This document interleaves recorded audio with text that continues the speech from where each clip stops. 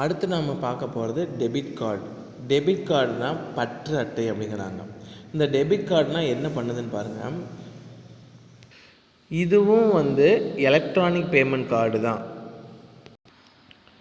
இது வாடிக்கையாளரோட அங்கீகரிக்கிற பெயரில் அவங்களோட பேங்க் அக்கௌண்ட்டில் நேரடியாக டிரான்சாக்ஷன் அமௌண்ட்டை பிடித்தம் செய்யும் ஒரு கார்டு தான் இந்த டெபிட் கார்டு.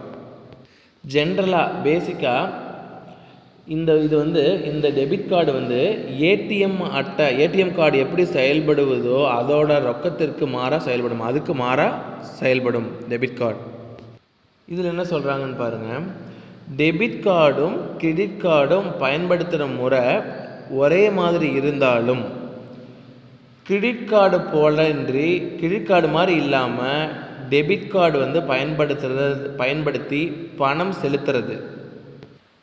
இந்த கார்டில் இணைக்கப்பட்டுள்ள பேங்க் அக்கௌண்ட்டில் பணம் உடனடியாக மாற்றம் செய்யப்படுது. நவீன யுகத்தில் இந்த டெபிட் கார்டு பயன்பாடு நிறைய பக்கம் பயன்படுத்திகிட்டு இருக்காங்க. டெபிட் கார்டும் கிரெடிட் கார்டும் இதோட ரெண்டுமே பார்க்குறதுக்கு ஒரே மாதிரி தான் இருக்கும். அதோட தோற்றம், ஃபிசிக்கல் ப்ராப்பர்ட்டிஸ் பார்க்குறதுக்கு எல்லாமே ஒரே மாதிரி தான் இருக்கும். இதை ரெண்டையுமே என்ன பண்ண முடியாது அப்படின்னா வேறுபடுத்தி பார்க்க முடியாது. ரெண்டும் ஒரே மாதிரி தான் இருக்கும். 3 வகையான டெபிட் கார்டு இருக்குது. என்னென்னு பாருங்கள். EFTPOS, offline debit, electronic purchase card system. இது 3 வகையான டெபிட் கார்ட்ஸ். தமிழ் மீடியம். EFTPOSனால் electronic fund transfer at point for sale. அகல்நிலைப்பற்று, மின்னணு பணப்பை அட்டை முறை. இது 3மே பற்று அட்டையில் பயன்படுத்தக்கூடிய ஒன்று. அடுத்தது ஸ்டோர்டு வேல்யூ கார்ட்ஸ், சேமிக்கப்பட்ட மதிப்பு அட்டை. ஸ்டோர்டு வேல்யூ கார்டுக்கு இன்னொரு பேர் ப்ரீபெய்டு கார்டு. அப்படின்னா ஒரு குறிப்பிட்ட தொகை முன்னதாகவே செலுத்தப்பட்டு ஒரு குறிப்பிட்ட தொகையை முன்னாடியே நம்ம செலுத்திடுறோம். அப்படி செலுத்துறதுக்கு டெபிட் கார்டும் ஒரு வகை அப்படிங்கிறாங்க. இது பணத்தோட மதிப்பை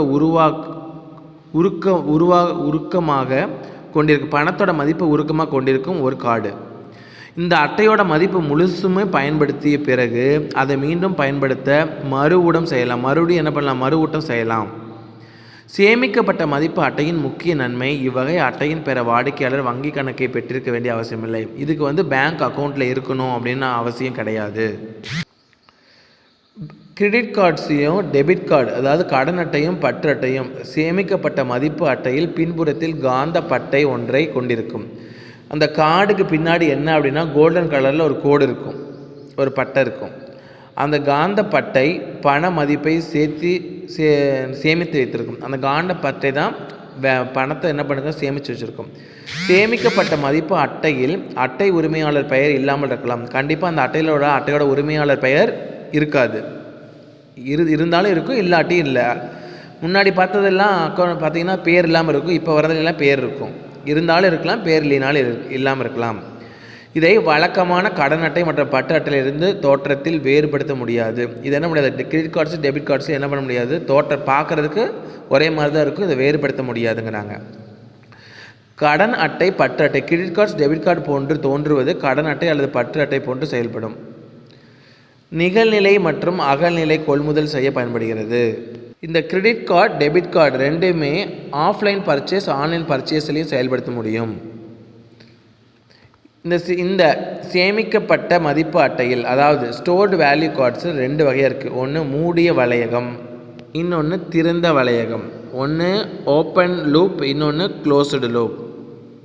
இந்த ஒற்றை நோக்கு மூடிய வளையகம், அதாவது க்ளோஸ்டு லூப், சிங்கிள் பர்பஸ். இந்த கார்டு எதுக்காக நம்ம பயன்படுத்துகிறோம் அப்படின்னா, இது ஒரு குறிப்பிட்ட இடத்துல மட்டும்தான் நம்ம பயன்படுத்த முடியும். அதை தாண்டி என்ன பண்ண முடியாது, பயன்படுத்த முடியாது. எக்ஸாம்பிள் என்ன சொல்கிறாங்கன்னா, ஒரு மெட்ரோ ரயிலில் பயணம் செய்யணும்னா அந்த மெட்ரோ ரயிலில் மட்டும்தான் என்ன பண்ண முடியும், எல்லா மெட்ரோ ரயிலில் மட்டும்தான் இந்த கார்டை பயன்படுத்த முடியும். அந்த கார்டை வேறு எங்கேயும் பயன்படுத்த முடியாது. இது closed loop. Open loop, multi purpose. இது எதுக்கு பயன்படுத்துகிறாங்கன்னு பாருங்கள். இது ப்ரீபெய்ட் டெபிட் கார்ட்ஸ்னு சொல்கிறாங்க. இந்த மல்டி பர்பஸ் ஓப்பன் லூப் எங்கே வேணாலும், எந்த நேரத்தில் வேணாலும், எங்கே வேணாலும் இது என்ன பண்ணிக்கலாம், பயன்படுத்திக்க முடியும் அப்படிங்கிறாங்க. இந்த வீடியோஸில் கிரெடிட் கார்டுனா என்னென்னு பார்த்தோம், டெபிட் கார்டுனா என்னென்னு பார்த்தோம், ஸ்டோர்டு வேல்யூ கார்ட்ஸ்னால் என்னென்னு பார்த்தோம். அடுத்து நம்ம பார்க்க போகிறது ஸ்மார்ட் கார்டு. ஸ்மார்ட் கார்டு அப்படின்னா திறன் அட்டை. இந்த மாடர்ன் வெர்ஷன் கார்டு, இதுவும் மாடர்ன் வெர்ஷன் கார்டு தான். இது வந்து எதுக்காக பயன்படுத்துகிறாங்கன்னா, இந்த கார்டு வந்து பேமெண்ட்டுக்காக தான் பயன்படுத்துகிறாங்க. இந்த ஸ்மார்ட் கார்டு பேமெண்ட் வந்து அடிப்படையிலான பணம் செலுத்துகிற முறையில் வழக்கமான அம்சங்களில் ஒரு இஎம்வி சிப்ஸ் கொண்டிருக்கும், சிப்பில் இருக்கும் அப்படிங்கிறாங்க. இந்த சிப்போட வடிவம் 4 அறியப்பட்ட சரிவட்ட, அதாவது சிம் கார்டு போன்றதோ, ஆனால் செயல்பாடுகள் இது வந்து சிம் கார்டு மாதிரி தான், ஆனால் செயல்பாடுகள் என்ன ஆகுதுன்னா வேறு மாதிரி செயல்பாடு அப்படிங்கிறாங்க. இந்த ஸ்மார்ட் கார்டு வாடிக்கையாளர் வந்து அடையாளம், அங்கீகாரம், தரவு டேட்டா ஸ்டோர்டு, தரவு சேமிப்பு, பயன்பாட்டு செயலாக்கம், இது எல்லாமே நன்மைகளை தான் கொண்டிருக்கும். இதோட அட்வான்டேஜ் என்ன அப்படின்னா ஐடென்டிஃபிகேஷன், ஸ்மார்ட் கார்டோட advantage, authentications, data storage, application pass, இதெல்லாமே இதோட அட்வான்டேஜ். இந்த ஸ்மார்ட் கார்டை contact smart cards, contactless smart கார்டுன்னு 2ஆக பிரிச்சிருக்காங்க. கான்டாக்ட் ஸ்மார்ட் கார்டுனா தொடர்புகொள் திறன் அட்டை. இந்த கான்டாக்ட் ஸ்மார்ட் கார்டு வந்து சுமார் 1 சதுர சென்டிமீட்டர் அளவுள்ள ஒரு தொடர்பு பகுதியில் தங்க முலாம் பூசப்பட்டு பல தொடர்பு திண்டுகள் உள்ளன.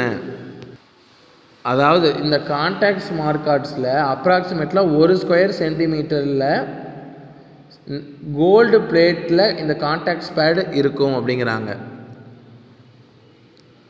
இந்த கார்டு வந்து ஒரு ரீடர் செருகும் போது மட்டுமே மின் இணைப்பு பெறுகின்றன. அதாவது ரீட் பண்ணும்போது மட்டும்தான் இதோட மின் இணைப்பை பெறும் அப்படிங்கிறாங்க. இது படிப்பான் திறன் அட்டை மற்றும் சேவைகம் இடையே தகவல் தொடர்பு ஊடகமாக பயன்படுகிறது. இது வந்து எதுக்காக பயன்படுது அப்படின்னா, connectivity only insert reader which use to communication. எதுக்கு கம்யூனிகேஷன் மீடியம், எதுக்கு ஸ்மார்ட் கார்டுக்கும் ஹோஸ்ட்டுக்கும் நடுவாண்ட கம்யூனிகேஷனுக்காக பயன்படுத்தக்கூடியது தான் இந்த கான்டாக்ட் ஸ்மார்ட் கார்ட்ஸ். பிஓஎஸ்னா பாயிண்ட் ஆஃப் சேல், இது வந்து எக்ஸாம்பிள் பிஓஎஸ் இதுக்கு. அடுத்தது தொடர்பில்லா திறன் அட்டை, கான்டாக்ட்லெஸ் ஸ்மார்ட் கார்ட்ஸ். இது வந்து ஆர்எஃப் தூண்டுதல் டெக்னாலஜி மூலம், அதாவது ஆர்எஃப் இன்டியூசன்ஸ் டெக்னாலஜி மூலிமா ஆற்றல் பெறுது. தொடர்பு திறன் அட்டைகள் போல் இல்லாமல், இது வந்து எது மாதிரி இல்லாமல், கான்டாக்ட் ஸ்மால் கார்ட்ஸ் மாதிரி இல்லாமல், அந்த அட்டை தொடர்பு கொள்ள ஒரு அலை வங்கி ஆண்டனா நெருக்க மட்டுமே தேவைப்படுகிறது. எது மூலிமா, ஆண்டனா மட்டுமே தேவைப்படுது.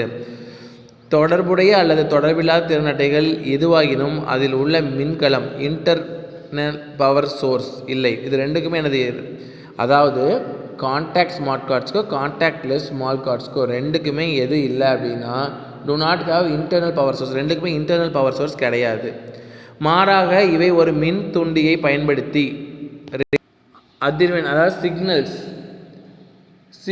ரேடியோ ஃப்ரீக்வன்சி சிக்னல்ஸை பயன்படுத்தி அட்டை வந்து செயல்பாட்டுக்கு ஆற்றல் பெறுது.